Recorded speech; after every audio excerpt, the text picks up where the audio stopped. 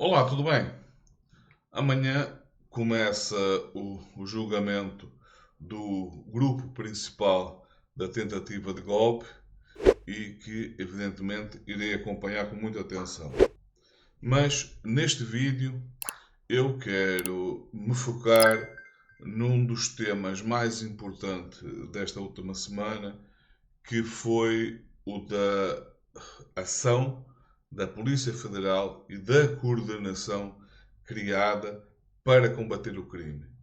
Primeiro, ficou demonstrado que uma cooperação entre o Governo Federal e as polícias estaduais e a Procuradoria-Geral da República e o Ministério Público Federal e Estadual é essencial. O que estranha bastante que alguns governadores, não por acaso todos eles ligados ao bolsonarismo, sejam contra isso.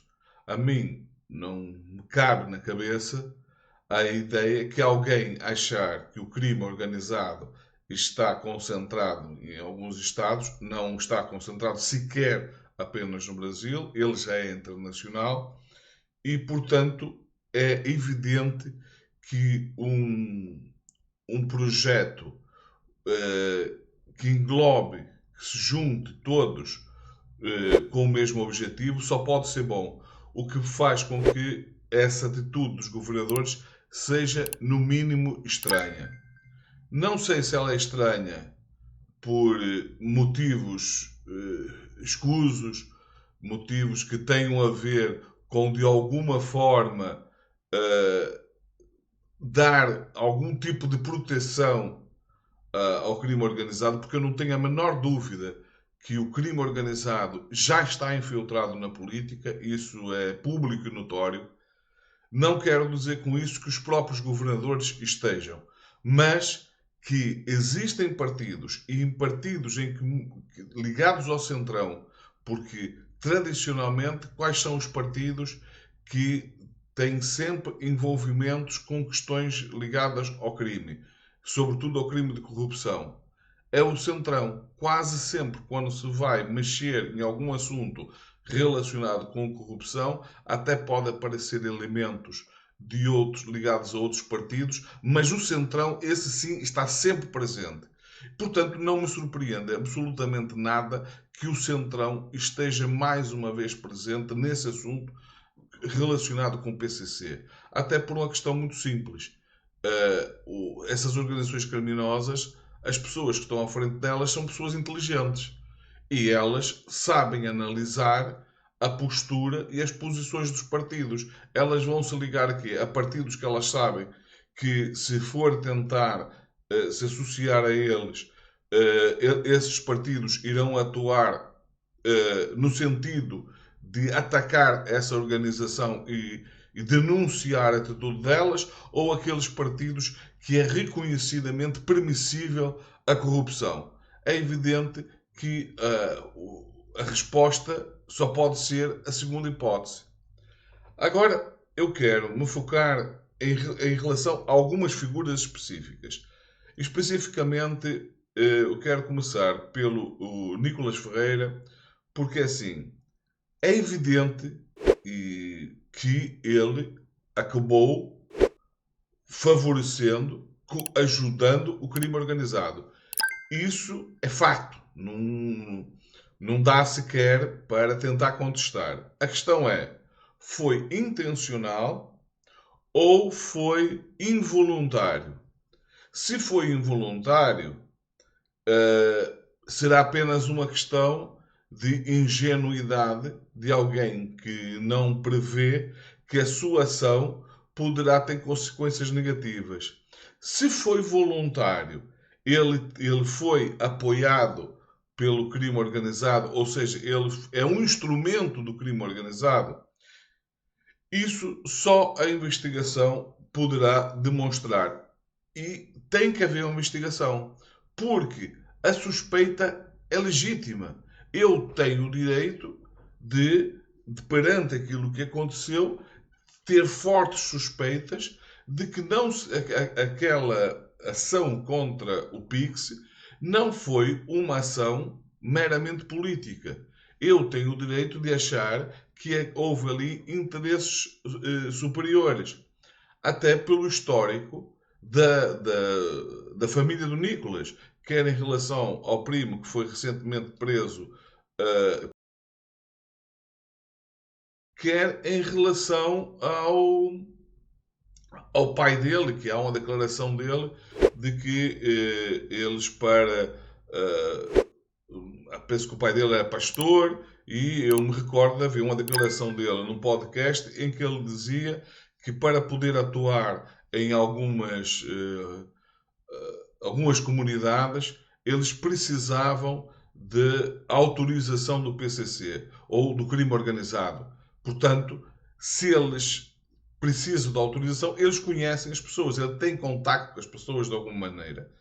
Eu não consigo conceber que alguém sequer, alguém que seja realmente digno, sequer aceite negociar com alguém ligado ao crime, seja por um motivo que for, nem mesmo em questões relacionadas com evangelização.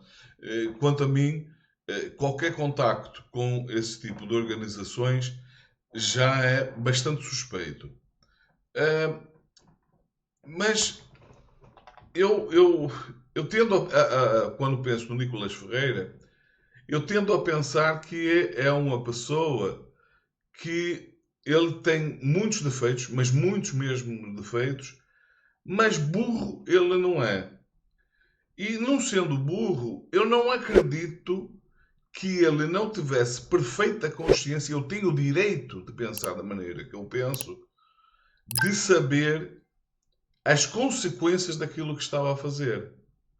Então aí a questão é, ele tinha consciência que estava a favorecer o crime organizado e ainda assim estava disposto a fazer isso por algum proveito político que poderia tirar disto? Isto é péssimo. Não tem como isso ser bom. Não tem como um político achar que uma atitude que vai favorecer o crime organizado e que evidentemente vai trazer graves prejuízos para o país e para a segurança do país, justifique as suas ambições políticas. Mas ainda será pior se constatar que existe uma ligação direta e que, de alguma forma, tudo aquilo que foi montado foi patrocinado pelo crime organizado. Porque aí o Nicolas deixa de ser visto como um político sem escrúpulos, sem caráter, que é capaz de prejudicar ao país ao ponto de levar esse prejuízo ao país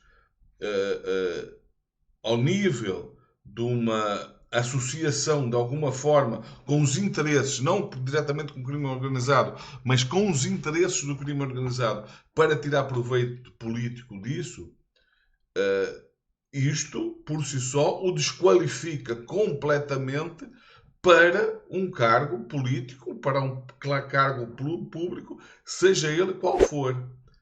Agora, se a ligação dele com o crime organizado é mais direta, aí nós temos que tratar ele como parte do crime organizado. Ou seja, de alguma forma é um elemento do crime organizado, atuando politicamente ou mesmo fora da política.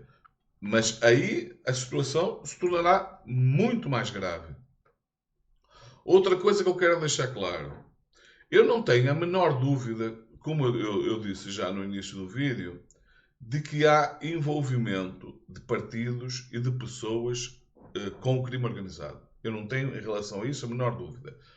Muito provavelmente essa ligação é maior no, a nível das prefeituras, a nível das assembleias municipais, mas mesmo dentro do Congresso, eu estou convencido que há pessoas que chegaram ao lugar que ocupam financiadas e conscientemente, ou seja, eles sabem que o dinheiro que as elegeu foi do crime organizado, e digo até mais, não tenho a menor dúvida que sejam pessoas que foram preparadas e são membros na prática do crime organizado, funcionando basicamente como um braço político do crime organizado. E aqui eu quero chamar a atenção para mais uma coisa que, para mim, é daquelas coincidências que eu não acredito. Assim como eu não acredito na coincidência do timing em que o Nicolas Ferreira gravou aquele vídeo, que foi um timing muito interessante, coincidia com uma medida que o governo estava a tomar para, de alguma forma, limitar o poder do crime organizado e filtrar, descobrir toda a teia que envolve o dinheiro dessas organizações.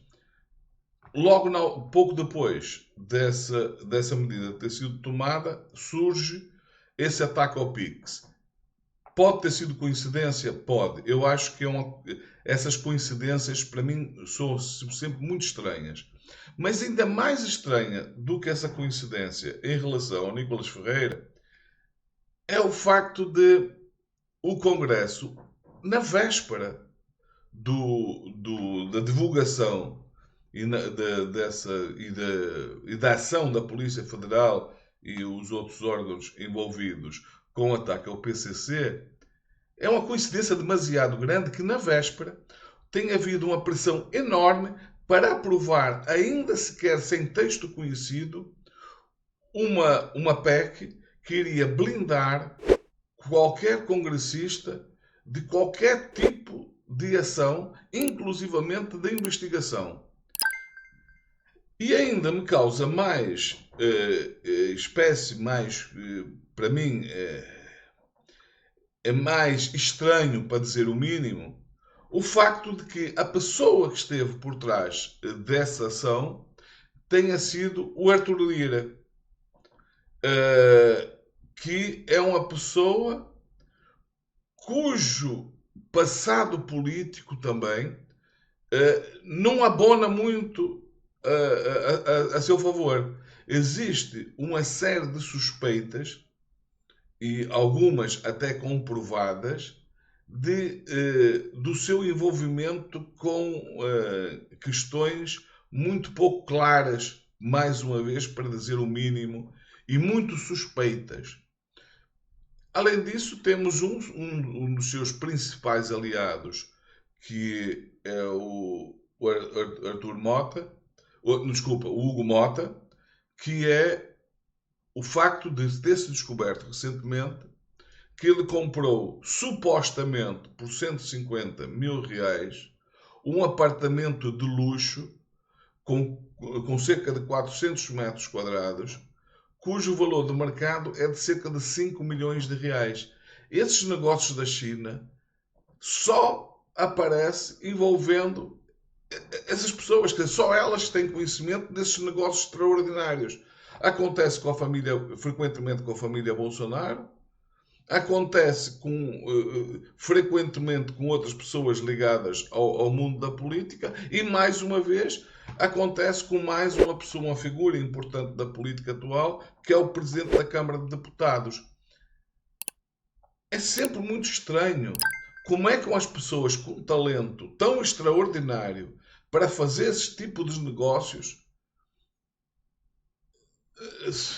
está sempre ligadas de alguma forma à política. São sempre pessoas ligadas ou à política, ou que em algum momento, quando se vai descobrir, são pessoas ligadas a alguma forma de criminalidade. Não, para mim, eu tenho o direito de suspeitar muito dessas coincidências muito estranhas. E eu espero que a Polícia Federal avance com as investigações, que apure o máximo possível e que comecem a surgir nomes. Porque os nomes, de certeza, se a investigação for feita de forma profunda, muitos nomes vão aparecer. E outra coisa, se o Arthur Lira, como eu acho que é perfeitamente plausível, atuou na véspera para blindar o Congresso, para blindar partidos e políticos de ações que tenham a ver com aquilo que acabou por ocorrer na Polícia Federal, quer dizer que ele tinha informação privilegiada. Ele, de alguma forma, teve conhecimento prévio do que aconteceu. E que houve fuga de informação, que houve vazamento da investigação, é óbvio. Tanto assim que dos mandatos que foram expedidos, apenas 6 tiveram sucesso. Mesmo assim, em pelo menos um dos casos que eu assisti, a pessoa que acabou por ser capturada já estava em fuga. Portanto, já tinha tentado desfazer-se de provas que tinha na sua residência, já estava em fuga numa lancha rápida ou num iate, e acabou sendo capturada. Portanto, se ela estava a fazer isso, é porque a informação chegou a ela. O que quer dizer que existem pessoas infiltradas, que aliás não estranha minimamente, dentro dessas organizações que fazem essa investigação, e fica evidenciado que, caso, mais uma vez, não seja coincidência, e eu acredito muito pouco em coincidências, que aquela decisão de aprovar da forma que se tentou aprovar, com uma rapidez enorme, de forma tem que ser aprovado hoje, uma blindagem dos políticos, que essa gente também tem pessoas infiltradas dentro das organizações que fazem investigação. E até que ponto não estamos a falar do mesmo tipo de pessoas infiltradas? Ou seja, que as organizações criminosas que estão infiltradas dentro dessas entidades não são as mesmas que levam a informação a políticos que possam ter interesse no conhecimento dessas investigações, ou para se proteger, ou seja para o que for. Fica evidenciado, caso se comprove tudo isto que eu estou a dizer, e eu, como digo, acredito muito pouco em coincidências, fica evidenciado que existe uma relação muito direta entre o crime organizado, alguns partidos políticos e políticos que estão no Congresso. Ou seja, existe já dentro do Congresso um braço político do crime organizado. Isto é gravíssimo. E aqui, e para concluir este vídeo, eu chamo a atenção mais uma vez, eu vou insistir nisso até o dia das eleições. As pessoas estão identificadas. Vocês sabem quem são as pessoas no Congresso, na Câmara de Deputados e no Senado que não dá para confiar. Então, a primeira coisa que você deve fazer é riscá-las da sua lista. Porque essas pessoas foram postas lá pelos eleitores. Eu vou insistir nisto. Não vale a pena atacar o Congresso, atacar a Câmara de Deputados, atacar o Senado, levantar uma série de suspeitas sobre essas pessoas, como eu, por exemplo, estou aqui a fazer. Eu tenho o direito de suspeitar da idoneidade dessas pessoas. Não adianta nada fazer isso se a seguir, na hora de votar, for votar nessas mesmas pessoas. Essas pessoas não caem lá de paraquedas. Alguém as colocou lá. E se quem colocou lá são aquelas pessoas que a seguir vão falar mal delas, isso não faz nenhum sentido. As pessoas deixam de ter o direito. Eu estou absolutamente convencido que uma percentagem enorme, mais de 80%, se calhar mais de 90% das pessoas que votam, elas, se perguntar qual foi o presidente em que ela votou, elas com certeza sabem. Mas se perguntar quem foram os deputados, eu estou convencido que a grande maioria não faz a menor ideia de quem foi os deputados em que votou. Agora eu pergunto, se as pessoas não fazem sequer ideia de quem foi que elas escolheram para pôr no Congresso, que autoridade moral essas pessoas têm para criticar o Congresso, sendo que elas próprias podem ter contribuído para a péssima qualidade do Congresso, para a péssima qualidade da Câmara de Deputados e para a péssima qualidade do Senado. Isso não faz nenhum sentido. Então, se em 2026 as pessoas forem capazes de excluir, de tirar da Assembleia essas pessoas, já será um contributo extraordinário para a melhoria da política de um modo geral e para um ataque feroz à criminalidade, especialmente ao crime organizado. Este vídeo era para falar sobre isto. Fiquem bem. Vemos no próximo vídeo.